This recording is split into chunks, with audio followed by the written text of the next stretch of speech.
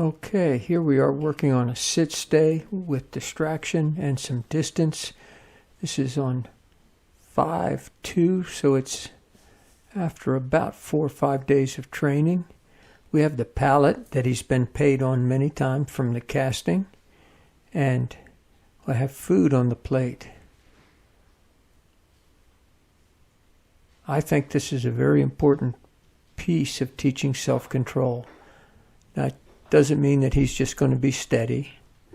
We're not trying to teach him to not chase things.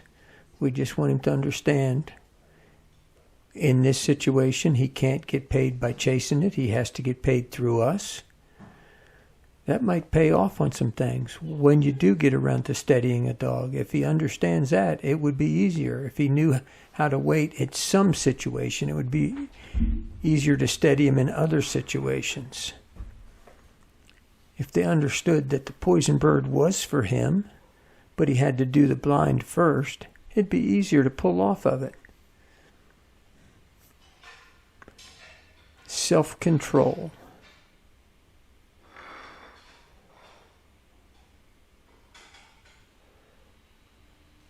We're trying to let the puppy learn for himself that when he chases the food in this situation, he loses the food. Like breaking on the flyer. You pick him up, he doesn't get it. We want him to learn. The way to get the food here is to wait for the food. This is the first attempt, and you can tell he's a little itty bitty, and he doesn't know how to do this yet. We're not really cueing him or marking anything. We're cueing him by context, what we want, and there's my hand signal to show him we want him to stay there. And I pick the plate up when he tries for it.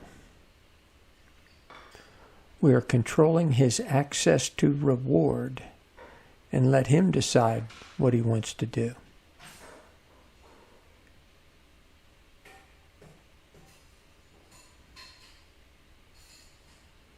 This is a longer clip at 4.5 minutes, but I think it's time well spent.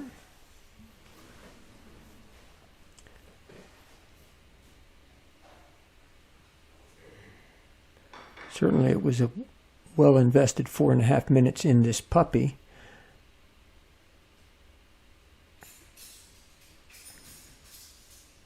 But I'm hoping you'll think it's worth your time too.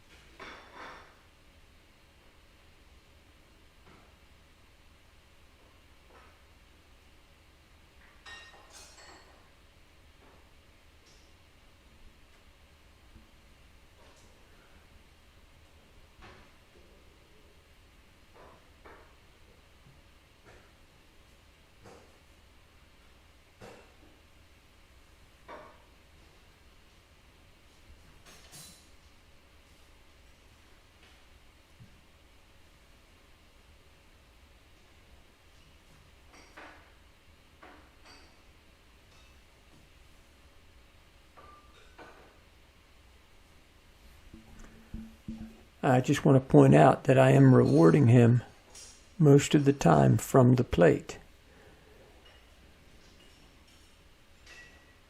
So it's not that he doesn't know that there's food there, or we're teaching him you can't get the food. You can have the food. But the way to get the food is to wait for me.